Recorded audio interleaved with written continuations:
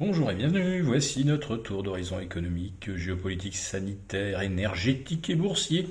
Nous sommes le jeudi 27 octobre et pour comprendre comment tourne la planète finance, c'est sur la bourse au quotidien et nulle part ailleurs.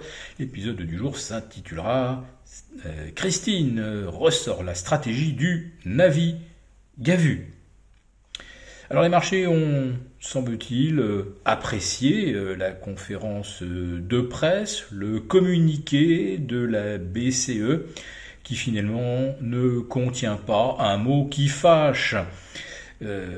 C'est une façon pour la BCE de laisser un petit peu les marchés respirer et ça donne une chance au rebond amorcé le 13 octobre dernier. Ça laisse une chance donc de se poursuivre. Alors c'est surtout les marchés obligataires qui en profitent aujourd'hui avec une détente de moins 10 points de base qui ramène nos OAT aux alentours des 2,60%. Le rendement du 10 ans allemand, lui, se replie tout près des 2%. Et la bonne nouvelle du jour, c'est que les BTP italiens, c'est une émission obligataire qui subissait de sacrées pressions depuis la précédente réunion de la Banque centrale. Eh bien, d'un seul coup, le rendement des BTP se détend de 20 points. Et donc, le spread avec le Bund se contracte lui aussi à plus de 120, alors qu'on était, il y a une quinzaine de jours, à 240 points et au-delà. Et pourtant, Christine Lagarde n'a finalement rien dévoilé de plus sur sa stratégie de réduction de la fragmentation entre les émissions obligataires européennes. Que fera-t-elle et que fera la BCE lors de la prochaine réunion? Eh bien, on verra, car la BCE va adopter la stratégie du Navi-Gavu. Ça consiste donc à regarder les statistiques et ajuster la politique monétaire sans idée préconçue. Voilà, la navigation à vue. Tout le monde peut y voir ce qu'il veut et notamment aujourd'hui ce qui a l'air de faire plaisir. Ce qui fera peut-être moins plaisir, c'est que lors de la prochaine réunion de la BCE, en tout cas celle qui se tiendra le 23 novembre prochain, eh bien, les outils de refinancement du système bancaire, les fameux TLTRO, seront recalibrés. Ça veut dire certainement réduits et avec des taux durcis. Bon, le taux directeur étant porté à compter de ce jour à 2%, on peut imaginer que pour les TLTRO, on sera à peu près dans les mêmes eaux, sachant qu'on vient de 0,25. Donc ça fait quand même une petite différence.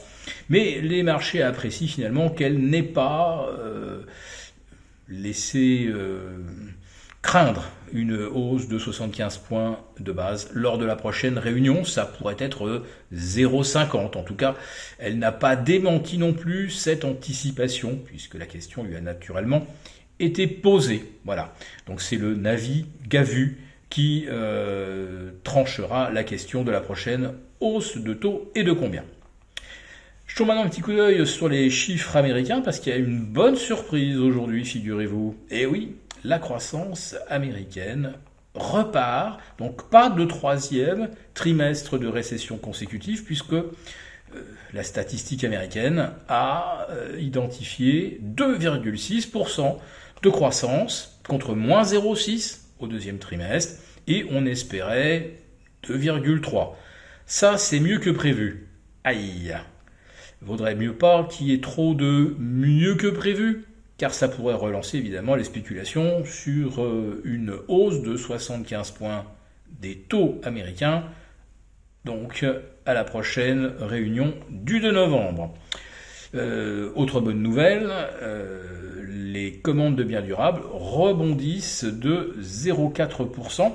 Et si on exclut la défense, l'aéronautique, on est là sur une progression qui serait de 1,4%. Voilà, donc c'est un chiffre très costaud, très robuste. qui évidemment ne va pas du tout dans le sens de l'espoir d'une Fed levant le pied. Alors c'est quand même ce qu'a décidé la Banque centrale du Canada. On pensait qu'elle mettrait 75 points de plus aujourd'hui et elle se contente de 0,50. Tout le monde espère que cet exemple sera suivi par la Fed lors de la prochaine réunion. Jetons un petit coup d'œil quand même sur l'échange, bien sûr, avec un euro qui retombe sous la parité, en dessous des 1, 0,9990. Voilà, c'est aussi une des conséquences du Navi-Gavu, puisque manifestement, on va quand même avoir en Europe dans les prochaines semaines des chiffres très pourris. Madame Lagarde, ça nous y prépare en expliquant que, oui, la hausse des coûts pèse sur tous les compartiments de l'économie, pèse sur le pouvoir d'achat des ménages. Autrement dit, des entreprises qui produisent moins, des consommateurs qui achètent moins. Oui, on va certainement aller effectivement vers un ralentissement, une contraction, voire ce qu'on appelle tout simplement une récession. Mais n'ayez crainte, la BCE a une solution pour faire baisser davantage les taux. Elle demande aux États de réduire leur déficit. Voilà. En pleine récession, c'est le moment de faire de l'austérité et Madame Lagarde n'a pas oublié de nous le rappeler. Alors ça, je ne sais pas si ça fait partie du Navi-Gavu, mais ça fait partie de quelque chose qui n'a pas plu. Prochain rendez-vous demain avec nos abonnés désaffranchis pour notre live. À bientôt.